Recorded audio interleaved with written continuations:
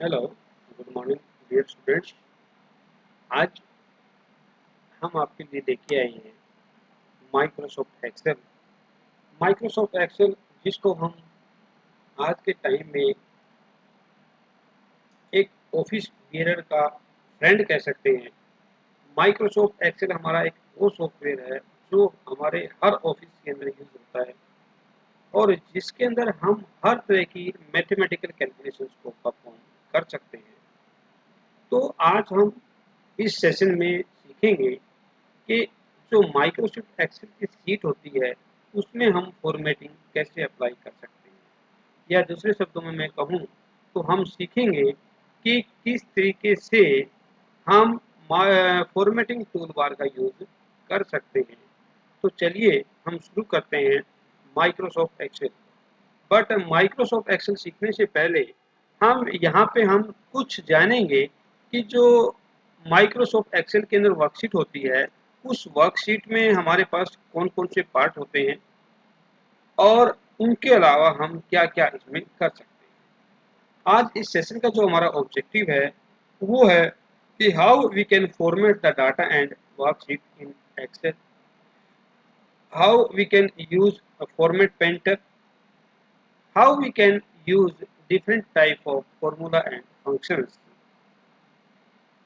So let's start with the basics of Microsoft Excel. अब सबसे पहले हमारा यहाँ पे होता है कि स्प्रेडशीट होती क्या है। यदि हम बात करें स्प्रेडशीट के बारे में तो स्प्रेडशीट हमारा एक लार्ज शीट होती है, एक बड़ी शीट होती है जिसके अंदर डाटा और इन्फॉर्मेशन जो है हम अरेंज कर सकते हैं रो और कॉलम के रूप में। Means spreadsheet is a large sheet having data and information arranged in row and column। यहाँ पे यदि हम बात करें तो कि जो माइक्रोसॉफ्ट एक्सेल होता है, माइक्रोसॉफ्ट एक्सेल की जो वर्कशीट होती है उसके अंदर जो हमारे रो और कॉलम होते हैं, रोज को हम रिप्रेजेंट करते हैं नंबर के द्वारा जिसमें आता है हमारा रो हेडर।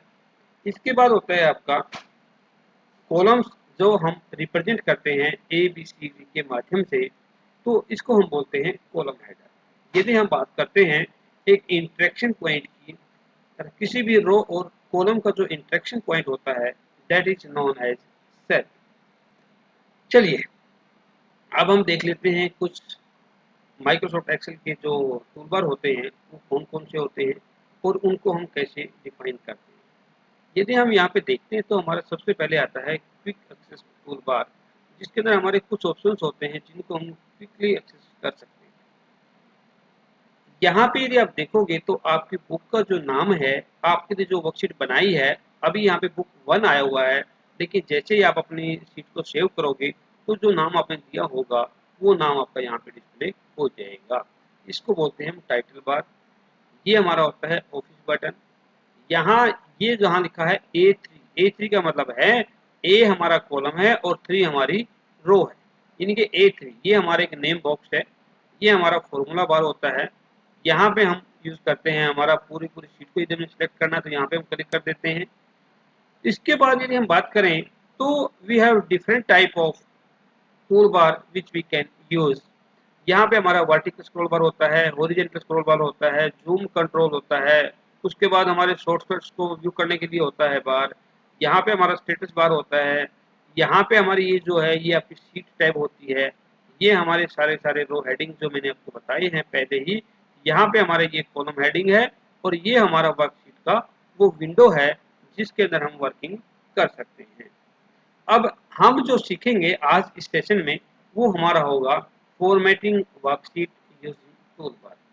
और वर्कशीट में जब हम फॉर्मेटिंग अपनी करेंगे तो उसके अंदर हम इस पूरे टूलबार को, जिसमें हम अपना फॉन्ट साइज, उसके बाद हमारा जो अलाइनमेंट है, मर्ज करना है शीट को, या हमें कर्सर का स्टाइल चेंज करना है, या हमें कॉमा का स्टाइल चेंज करना है, या हमने इंडेंट को इंक्रीज करना है या डिक्रीज करना है, हमने अपनी सेल का बॉर्डर क्रिएट करना है, हमने कोई डेसिमल वैल्यूज को डिफाइन करना है, हमने कोई कलर फिल करना है, तो ये सब हम जो है यहाँ पे कर सकते हैं।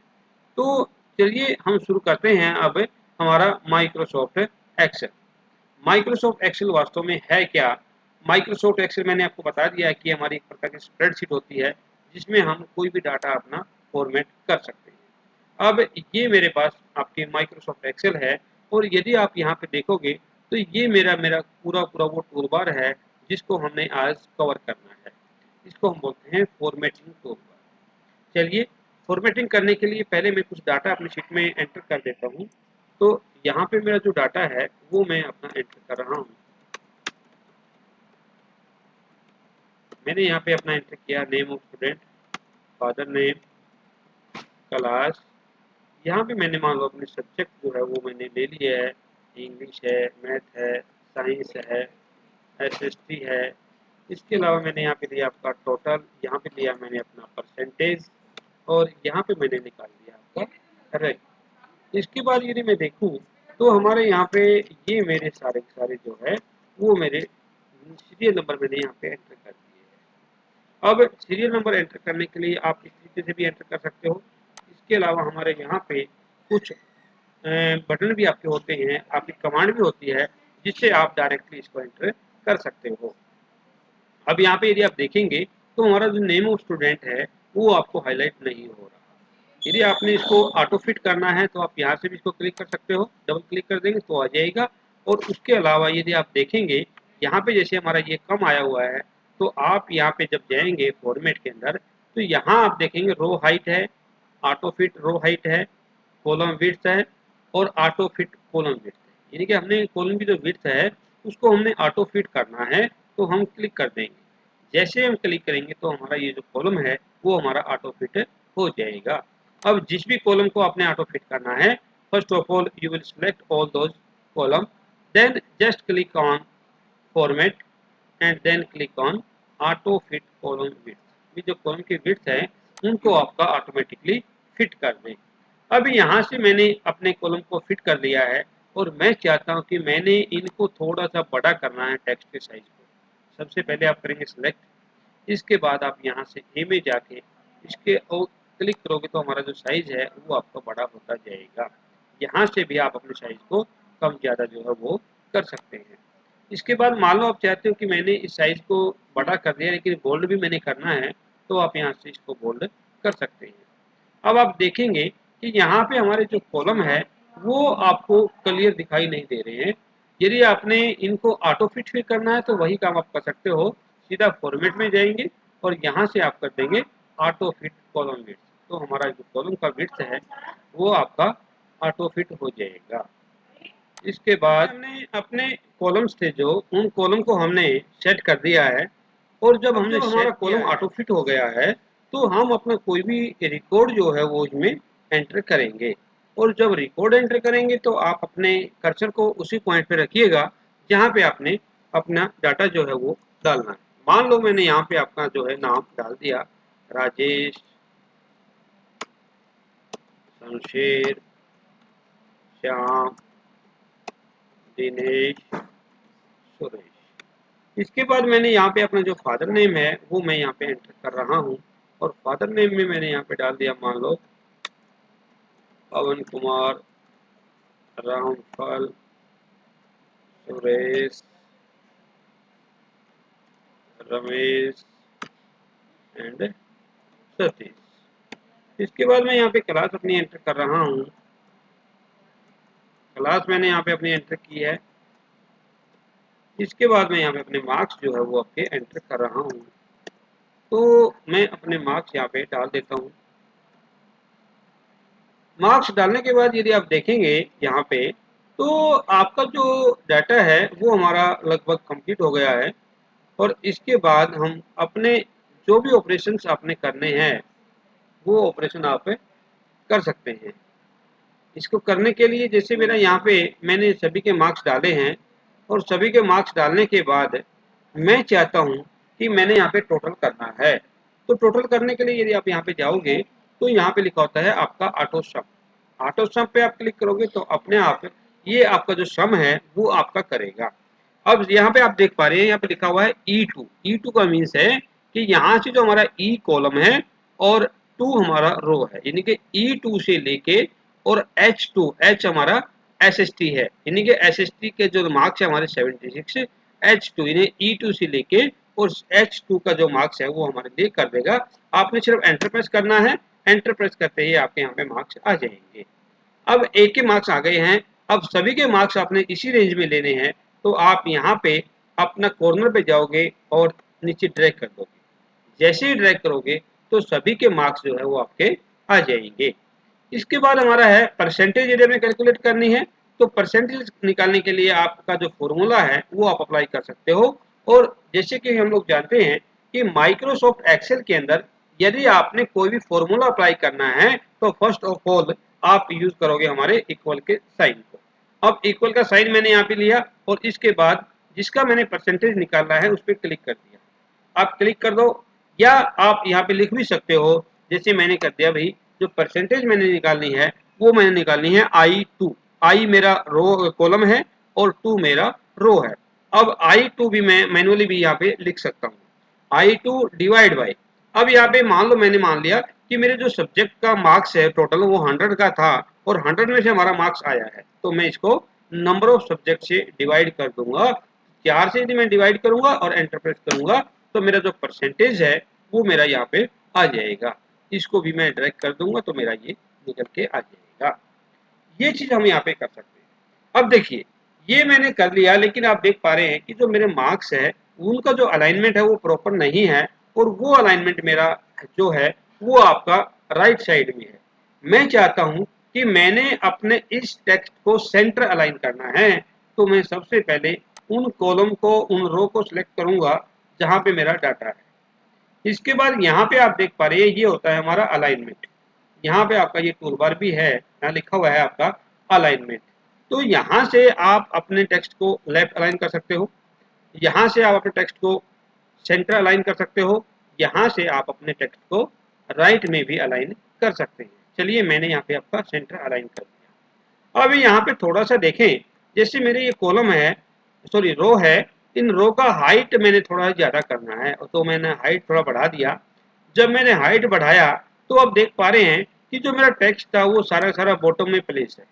मैं चाहता हूं कि ये टेक्स्ट मेरा बॉटम में प्लेस ना हो, तो मैं पहले अपने इस टेक्स्ट को करूंगा सेलेक्ट। ध्यान रखना है आपने कोई भी फॉर्मेटिंग यदि अप्लाई करनी है, चाहे हमारा वो माइक्रोसॉफ्ट वर्ड है, चाहे हमारा माइक्रोसॉफ्ट एक्सेल है, इवन कोई भी आपका सॉफ्टवेयर है, कोई भी पैकेज आप यूज कर रहे हैं, तो आपकी फॉर्मेटिंग सिर्फ वहीं पे अप्लाई होगी जहां पे आपने उसको सिलेक्ट किया हुआ है। तो आप इस अलाइनमेंट के जो हमारा अलाइनमेंट है उसके ऊपर यदि आप जाओगे तो यहाँ पे हमारा मिडल अलाइन होता है। मिडल अलाइन में यदि आप जाओगे तो ये हमारा अलाइन है, जैसे टॉप अलाइन है, टॉप अलाइन में टेक्स्ट हमारा टॉप में चला जाएगा रो के। मिडल अलाइन करोगे तो मिडल में आ जाएगा, और यदि बॉटम अलाइन करोगे जो हमारा बाय डिफॉल्ट होता है तो हमारा बॉटम अलाइन हो जाएगा। चलिए मैंने इसको कर दिया आपका सेंटर अलाइन। अब यहाँ पे देखेंगे तो हमारा टेक्स्ट का जो फॉर्मेटिंग है वो थोड़ा सा अच्छा आपको दिखने लग गया है। अब यहाँ पे मान लो मैं चाहता हूँ कि इस टेक्स्ट का जो स्टाइल है वो मैंने चेंज करना, मेरे को अच्छा नहीं लगा ये, तो आप यहाँ पे पहले करोगे सिलेक्ट, और सिलेक्ट करने के बाद आप अपना कोई भी जो टेक्स्ट है वो आप ले सकते हैं। ये मान लो मैंने यहाँ पे रख दिया है। अब यहाँ पे ये जो टेक्स्ट अलाइनमेंट है वो मेरा आपको अच्छा लगा, और आप चाहते हो कि इसके अंदर मेरे को कलर जो है वो देना है, तो first of all you will select that particular row, then choose the colour which you want to apply, यानी कि जो कलर आपने देना है वो कलर आप वहाँ पे चूज कर लोगे। यहाँ से आप अपना कोई भी कलर जो है वो चूज कर सकते हो। मान लो मैंने ब्लू यहाँ पे रख दिया, और जो मेरा टेक्स्ट का कलर है उस टेक्स्ट के कलर को भी मेरे को चेंज करना है। टेक्स्ट का कलर लेना तो यहाँ से हमारा ए आपका लिखा हुआ है, ए का मतलब हमारा जो फॉन्ट कलर है वो आप ले सकते हो।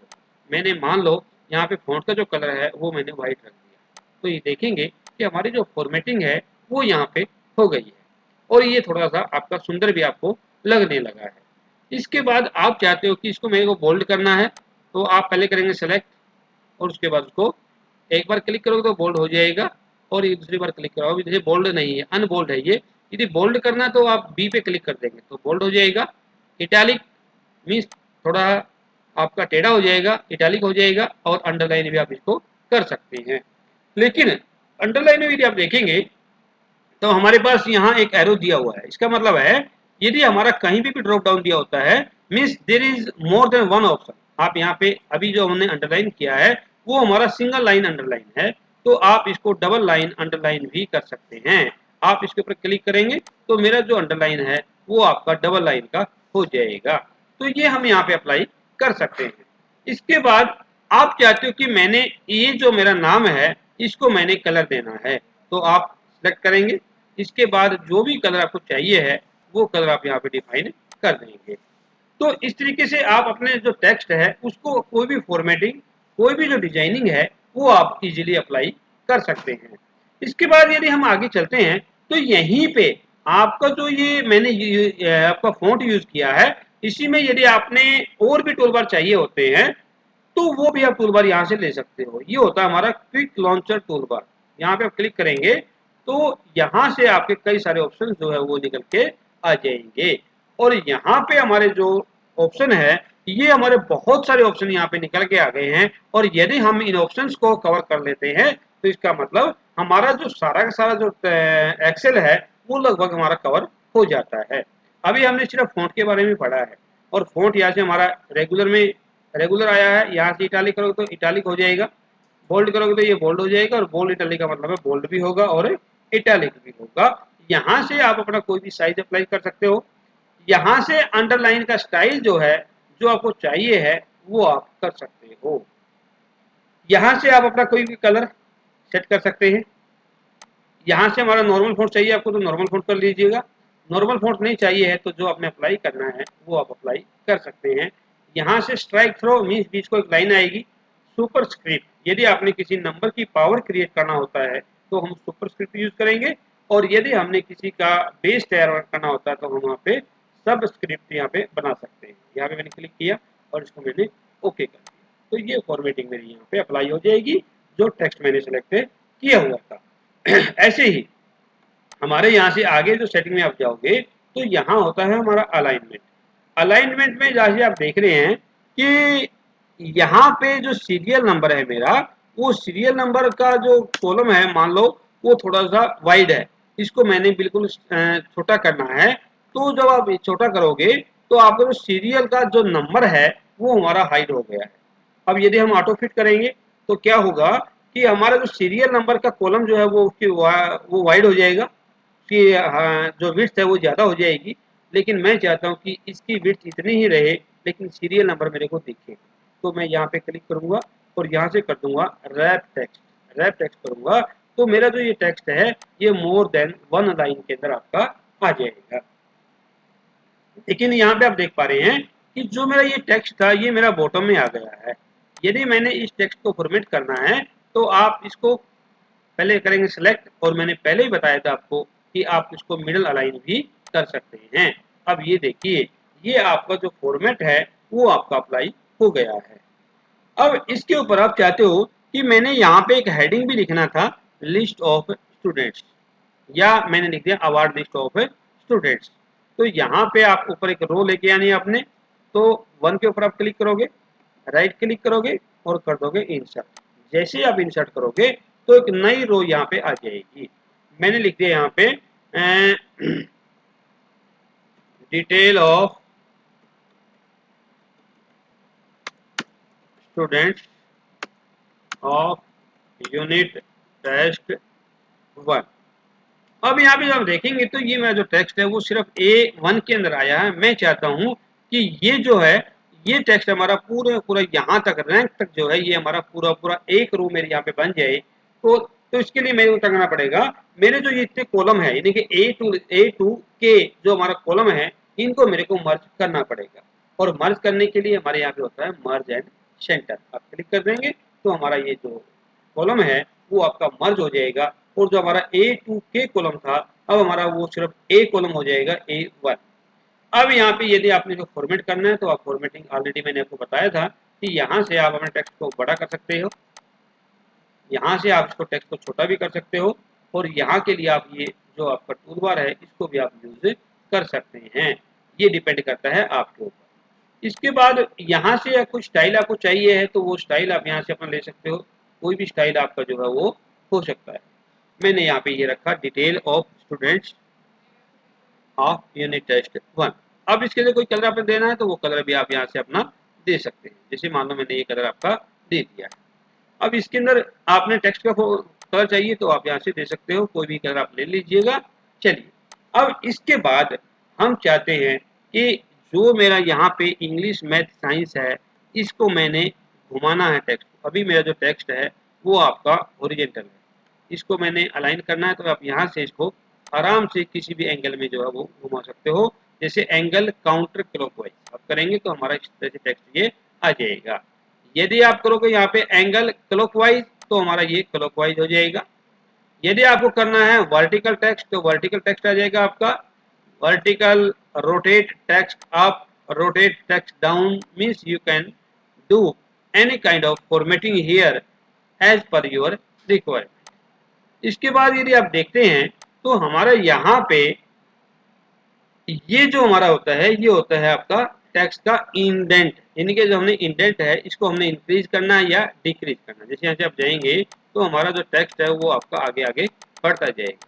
यदि आपने कम करना है तो इंक्रीज, यहाँ पे हमारा कम टेक्स्ट जो है वो सेंटर आपका आ जाएगा। यहाँ से मैंने इसको ऑटो फॉर्मेट आपका कर दिया है और इसको फिर मैं वापिस अपना ले आता हूँ। यस, ये मेरा टेक्स्ट जो है यहाँ पे आपका आ जाएगा जहां मेरे को चाहिए था। चलिए, अब इसके बाद यदि हम थोड़ा सा आगे मूव करते हैं तो यहाँ पे भी हमारे पास अलाइनमेंट में भी कई सारे ऑप्शन जो है वो आपके अवेलेबल होते हैं। यहाँ से आप आपका अलाइनमेंट ये ले सकते हैं। यहाँ से एक तो हमारा रैप टेक्स्ट जो हमने कर लिया है, एक होता है हमारा shrink to fit. Shrink to fit का मतलब है जैसे मैंने यहाँ पे लिख दिया भाई जवाहर नवोदय विद्यालय। अब यहाँ पे आप देख पा रहे हैं कि जो टेक्स्ट है मेरा वो इस रो से कॉलम से बाहर जा रहा है। मैं चाहता हूँ कि मैंने इस टेक्स्ट को सिर्फ और सिर्फ इस कॉलम के अंदर ही रखना है, तो मैं जवाहर नवोदय विद्यालय को करूँगा सिलेक्ट। इसके बाद यहाँ पे मैं जाऊँगा और इसके बाद मैं कर दूंगा आपका shrink to fit. Shrink to fit करूँगा तो हमारा जो टेक्स्ट है उसका फॉन्ट हमारा उतना ही रहेगा प्रिंट में तो, लेकिन आपकी शीट के अंदर उसके अंदर वो फिट कर देगा उसी कॉलम की विड्थ के अंदर। इसके बाद आप चाहते हो कि मेरे को यहाँ से मान लो ये जो है कि 4 कॉलम को मर्ज करना है, तो आप यहाँ पे क्लिक कर दो। आप यहाँ से जाएंगे और इसके बाद आप श्रिंक टू फिट हटा देंगे और आप कर देंगे मर्ज सेल। मर्ज सेल जब करेंगे तो हमारा जो टेक्स्ट है वो आपका मर्ज हो जाएगा, यानी कि हमारी जो टेक्स्ट के जो हमारे कॉलम थे 4 कॉलम थे उन 4 कॉलम का एक कॉलम आपका हो जाएगा। यहीं पे आप यदि मर्ज सेंटर का मतलब है मर्ज करेगा और सेंटर कर देगा। मर्ज एक्रोस का मतलब है आपका टेक्स्ट को जो है हमारा पूरा पूरा उसके अंदर आपका सेट करेगा। और इसके बाद हमारा है जैसे merge cell, unmerge cell. Unmerge का मतलब है जो मर्ज की थी उनको हमने हटाना है तो उनको आपका अनमर्ज भी ये कर देगा। ये भी हम यहाँ पे आपका काम जो है वो कर सकते हैं और इजीली कर सकते हैं। इसके बाद यदि हम आगे चलते हैं, ये हमारा फॉर्मेट है। यदि आप चाहते हो कि मैंने इस पूरे के ऊपर बॉर्डर अप्लाई करना है तो आप पहले करेंगे सिलेक्ट और इसके बाद यहाँ से आप अपना कोई भी जो बॉर्डर का स्टाइल है वो बॉर्डर ले सकते हो। ऑल बॉर्डर लेना तो यहाँ से ले लीजिएगा, आपने सिर्फ बॉटम का बॉर्डर लेना तो यहाँ से लेंगे। टॉप बॉर्डर यहाँ से, left border, right border means we have different type of opportunity which we can apply. मैंने ऑल बॉर्डर यहाँ पे कर दिया तो मेरे टेक्स्ट में पूरी टेबल के ऊपर जो है वो आपका बॉर्डर आ जाएगा। इसके बाद यदि हम आगे चलते हैं तो यहाँ पे हमारा होता है जनरल। इसके बाद हमारा है नंबर है, करेंसी है, काउंटिंग है। मतलब हमारे यहाँ पे मान लो मैं चाहता हूँ कि मैंने इस नंबर को 2 डेसिमल पॉइंट में करना है, तो मैं यहाँ पे जाऊँगा और इसके बाद जो नंबर है जहाँ लिखा हुआ हमारा 65.00 मीन्स 2 डेसिमल पॉइंट आपका नंबर यहाँ पे आ जाएगा। ये मेरा जो है आपका 65 था तो हमारा ये नंबर जो आपका है वो हो गया 2 डेसिमल। इसके बाद हम 1 डेसिमल में भी कर सकते हैं, 2 डेसिमल में भी कर सकते हैं। वो हमारा यहाँ से होता है जैसे हमारा इंक्रीज डेसिमल, यहाँ से आपके डेसिमल को इंक्रीज कर देगा। यहाँ से आप करोगे तो आपके डेसिमल को डिक्रीज करेगा, इनके इंक्रीज डेसिमल और डिक्रीज डेसिमल। अब इसके बाद मान लो मैंने यहाँ पे कॉलम ले लिया फी का, फी मैंने यहाँ लिखा और इसके बाद यहाँ पे मैंने कोई भी फीस जो है आपकी वो लिख 800, 900, 700, 840 और उसके बाद 910। अब यहाँ पे लिख तो दिया मैंने, लेकिन अब मुझे नहीं पता ये आपकी नंबर है या ये करेंसी है, तो मैं यहाँ पे इसको सेलेक्ट करूंगा और इसके बाद जनरल में जाके ही इसको मैं कर दूंगा करेंसी। तो आप देखेंगे तो करेंसी का जो सिंबल है वो ऑटोमेटिकली उसके सामने आ जाएगा। इसको हम अपना जो कस्टमाइज आगे हम करेंगे वो भी हम करेंसी का जो सिंबल है वो आपका दे सकते हैं। जो हमने यहाँ से भी कर सकते हैं वो जो हमने यहाँ पे किया था। यहाँ से आप जाओगे तो आपका जो अलाइनमेंट होता है इसमें आता है करेंसी, और करेंसी में आप जब जाते हैं तो यहाँ हमारा सिंबल्स जो है वो दिए हुए हैं करेंसी के डिफरेंट टाइप के, तो वो आप यहाँ पे अपनी मर्जी से कर सकते हैं। ठीक है, इसके अलावा भी हमारा जो करेंसी है वो आप अपना करेंगे।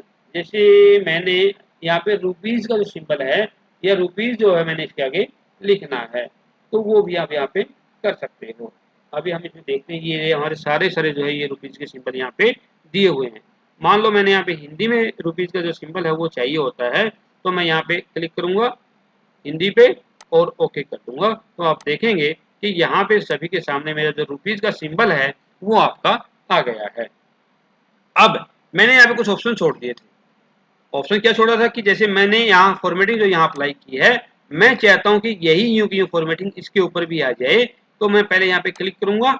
इसके बाद जो फॉर्मेट पेंटर है उस पर क्लिक करके मैं इसको आगे ड्रैग कर दूंगा, तो जो फॉर्मेटिंग मेरी यहाँ थी वही सेम फॉर्मेटिंग मेरी यहाँ पे भी अप्लाई हो जाएगी। अब क्योंकि मैंने यहाँ पे करेंसी जो है वो अप्लाई की हुई थी इसके ऊपर, लेकिन यहाँ नंबर फॉर्मेट था तो नंबर फॉर्मेट मेरा यहाँ पे आया है। यदि करेंसी आपने अप्लाई करनी है तो सिलेक्ट करेंगे, यहाँ पे जाएंगे और यहाँ से जो भी करेंसी आपकी है उस पर आप क्लिक कर देंगे। वो मैंने आपको बताया था भाई ये रुपीज़ आपको चाहिए है तो आप रुपीज़ के लिए नंबर में जाएंगे, करेंसी में जाएंगे और यहाँ से जो आपकी करेंसी है वो आप ले लेंगे। मैं हिंदी वाली करेंसी जो है वो आपके लिए लेके आ रहा हूँ और यहाँ पे मैंने हिंदी रखा, ये मैंने कर दिया और ओके कर दिया, तो मेरा ये करेंसी का सिंबल यहाँ पे आ जाएगा। इसके बाद हमारा आगे जो है हम नेक्स्ट सेशन में पढ़ेंगे कंडीशनल फॉर्मेटिंग के बारे में, how we can apply conditional format.